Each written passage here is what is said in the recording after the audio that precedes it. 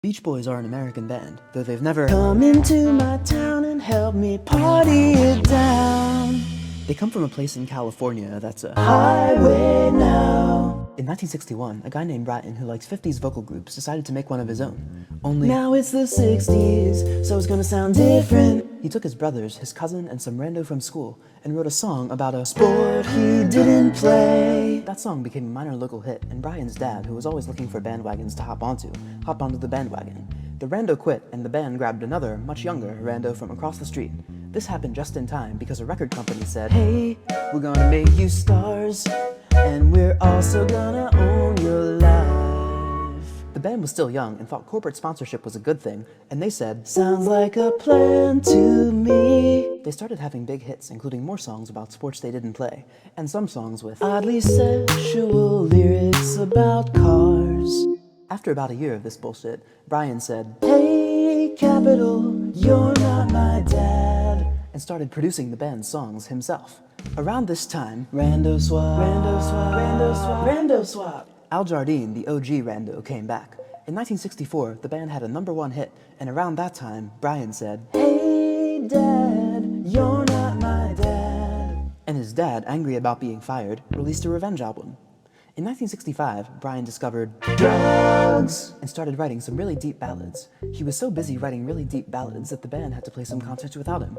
At first, a country singer sat in for a hot sec, but then the band added a guy who was not a real member of the band. Meanwhile, Brian stayed home working on probably the greatest album of all time. Party, party, party, party, party. Just kidding, it was actually an album featuring the deepest ballads anyone ever heard. But Mike didn't like this new album. "Brian, what? How about if you don't fuck with the formula? Actually, don't mind if I do." That album actually kind of flopped, but in recent years a bunch of magazines have decided it's really good. Meanwhile, Brian wrote a squiggly song about sex that became really popular, and in the studio he was working on a bunch of weird music that was supposed to be a rock opera, but ended up causing arson by proxy. Brian had a hard time finishing the album, and meanwhile the Beatles said, "We are winning." And so Brian just decided to get into bed and spend a decade or so there.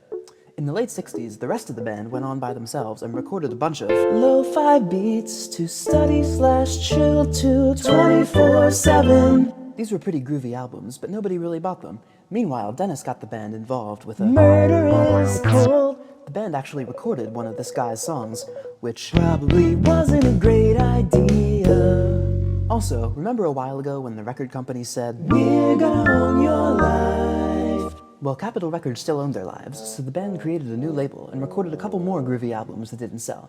In 1972, they got a new manager, who suggested that they go to Europe, record an album in Europe. Around the same time, the band recruited 2 new members from South Africa, and for a while they started groovin'. But after a couple years of groovin', they decided that their career was lagging, so they dragged Brian out of bed. The first new album Brian made with the band was pretty lame, but then he made an awesome album with a lot of beeps and boops.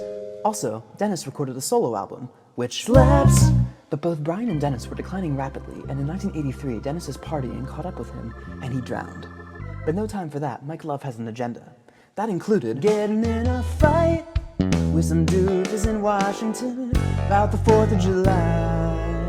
And it also included recording some music. Brian, meanwhile, was getting involved with a who cured him, but did he really? The 90s were a trip. Mike did some rapping and also sued Brian to get some attention. Then Carl died too, and everybody wondered if the group would carry on. Not to fear. Nobody's ever accused Mike Love of being classy, and he went back on the road with that guy from Full House in the band. For some reason. And a guy from Sugar Ray too. Brian finally finished Smile and started his own band. In 2012, everybody got back together, including miscellaneous randos. But then the band broke up again, and Mike and Brian both wrote tell-all books. I'm gonna talk all about how you hurt me. I'm gonna mention you only 3 times. And now I'm pretty sure everybody isn't talking to each other. I don't really know, actually.